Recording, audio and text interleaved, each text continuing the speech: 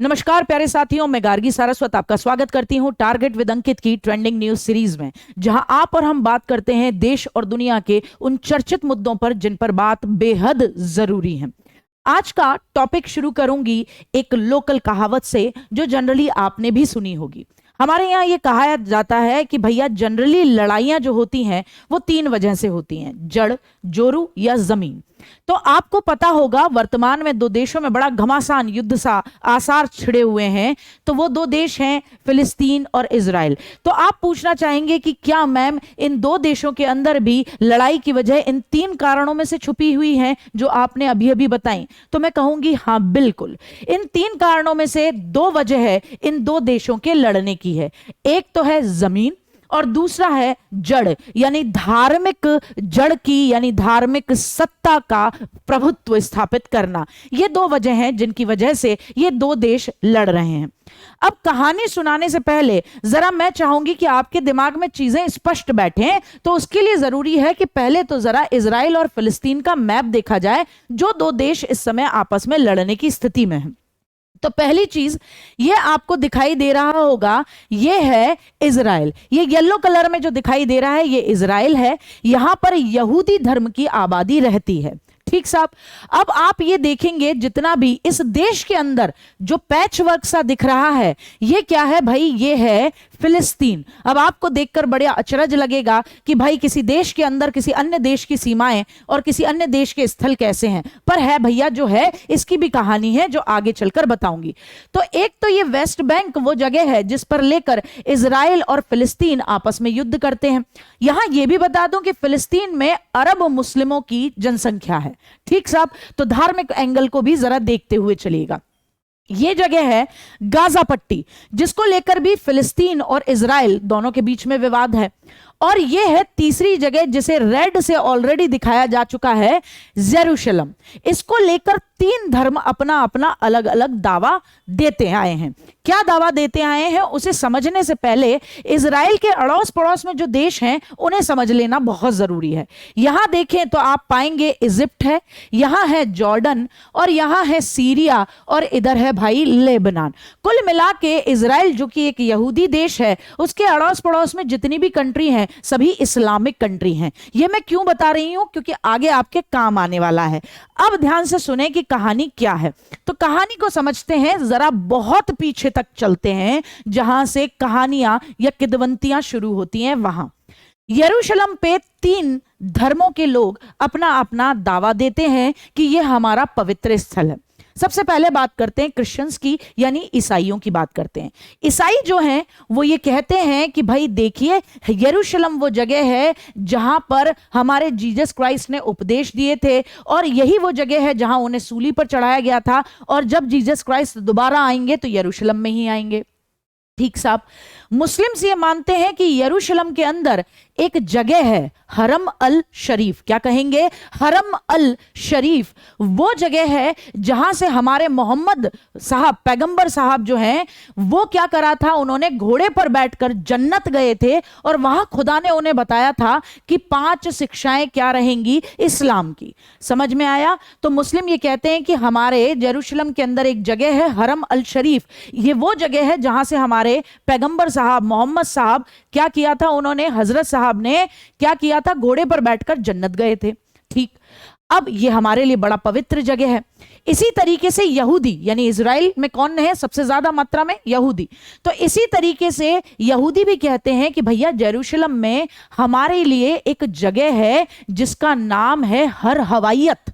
ये हर हवाइयत वो जगह है जहां पहली बार ईश्वर ने मिट्टी से एडम बनाया था। एडम कौन? वो पहला पुरुष जिसकी हम सब संतानें मानी जाती हैं। वो कहानी सुनी होगी एडम और ईव वाली, जिसे ईश्वर ने मना करा था कि कोई फल मत खाना, और फिर एक बार सेब खा लिया और फिर नीचे भेज दिए गए।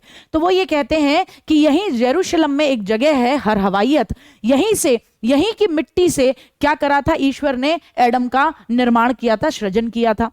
और कहते हैं कि यरूशलेम में ही ये हर हवाइयत वाली जगह पे ही भाई हमारे जो पैगंबर साहब हैं अब्राहम, उनसे ईश्वर ने अपने बेटे इजाक की क्या मांगी थी? बलि मांगी थी। और फिर अब्राहम अपने बेटे इजाक की क्या बलि देने के लिए तैयार भी हो गए। तब ऐसे में ईश्वर को उन पर तरस आ गया और उन्होंने कहा कि नहीं, अपने बेटे की बलि देने की जरूरत नहीं है, वहीं उपस्थित भेड़ की बलि दे दी जाए। ठीक साहब, अब आगे बात करते हैं।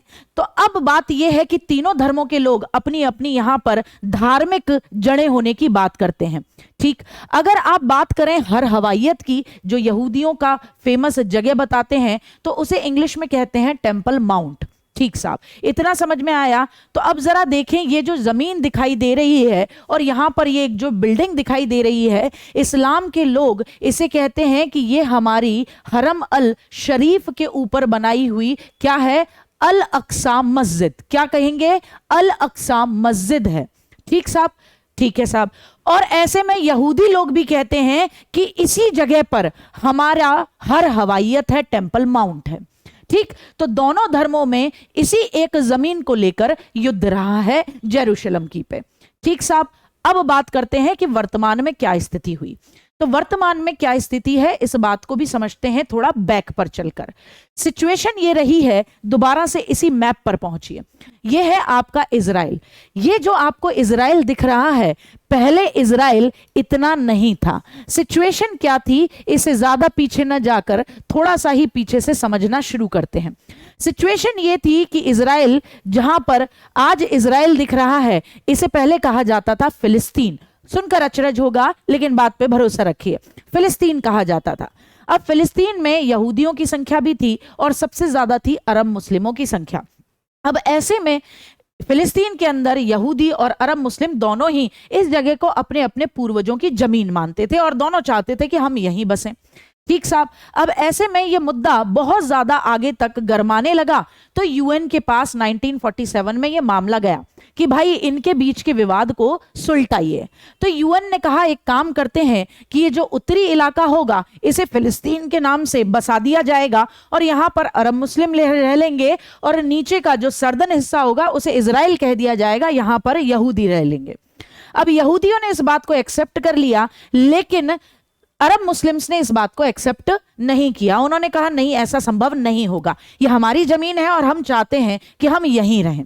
ठीक भाई, उसके बाद जितने भी ये मुस्लिम कंट्रीज थी, इन सब ने मिलकर 1966 में इजराइल के खिलाफ एक वॉर छेड़ दी कि भाई इन्हें यहां से भगा दिया जाए, ये हमारी जमीन है, हमारे पूर्वजों की जमीन है। अब 1966 में ये जो वॉर छिड़ी थी, ये 6 दिन की वॉर थी, और सुनकर बड़ा अचरज होगा कि अकेले इजराइल ने इन सभी देशों को हरा दिया। और उसके बाद इजराइल ने क्या करा, ये देखिए, जिसे पहले फिलिस्तीन कहा जाता था, अब ये नक्शा क्या दिखाता है कि ये सारा एरिया अब इजराइल का हो गया, जहां पर यहूदी धर्म के लोग रहते हैं। इतना समझ में आया? ठीक है भाई, बहुत अच्छी बात है। अब सिचुएशन ये है कि फिलिस्तीन के अंदर एक संगठन है जिसका नाम है हमास। क्या नाम है? हमास। तो ये हमास संगठन जो है, ये फिलिस्तीन की स्वतंत्रता के लिए इजराइल से लड़ रहा है। अब इस हमास को पश्चिमी देश जो है एक आतंकवादी संगठन बोलते हैं। तो इस हमास ने क्या करा, इजराइल के सैन्य ठिकानों पर और रिहायशी एरियो पर लगातार 5000 से ज्यादा रॉकेट दाग दी, और सेना के ऊपर भी, सेना का जो बेस था इजराइल के अंदर, उनके ऊपर भी बम्बार्टमेंट किया। जहां लोग रह रहे थे उन जगहों पर भी बम्बार्टमेंट किया, सेना के लोगों को पकड़ लिया, बंदी बना लिया, ये वाला मामला चला। तो फिर ऐसे में इजराइल के प्राइम मिनिस्टर भी पीछे नहीं रहे, बेंजामिन नेतन्याहू। उन्होंने कहा कि भाई देखो, अब तुमने हमसे खामखा में पंगा लिया है, अब इसका तुम्हें कीमत चुकानी पड़ेगी। तो उन्होंने भी क्या करा, इजराइल ने भी काउंटर वॉर किया, गाजा पट्टी पर बहुत ज्यादा बम्बार्टमेंट हुआ है, साथ ही साथ और जो जगह हैं फिलिस्तीन की, उन जगहों पर भी बम्बार्टमेंट शुरू हो गया है। इतनी समझ में आई? अब ऐसे में अल हमास, जिसे पश्चिमी देश क्या मानते हैं कि ये एक आतंकवादी संगठन है, लेकिन फिलिस्तीन ये मानता है कि ये हमारी स्वतंत्रता के लिए काम करने वाला एक संगठन है। इतना समझ में आया? तो अल हमास ने ये जो अटैक किया इजराइल के ऊपर, इसे एक नाम दिया। क्या नाम दिया? इसी मस्जिद के ऊपर नाम दिया अल अक्सा स्टॉर्म, यानी हम अल अक्सा को आजादी दिलवाना चाह रहे हैं, अल अक्सा स्टॉर्म नाम दिया। अब ऐसे में इजराइल के ऊपर जब इतने ज्यादा रॉकेट से अटैक होने लगे तो इजराइल ने अपने यहां पर आयरन ड्रोन, जो इनका एक रक्षा कवच है जो किसी भी तरीके के रॉकेट को वहीं भेज सकता है हवा से हवा में, उसका इस्तेमाल करना शुरू कर दिया।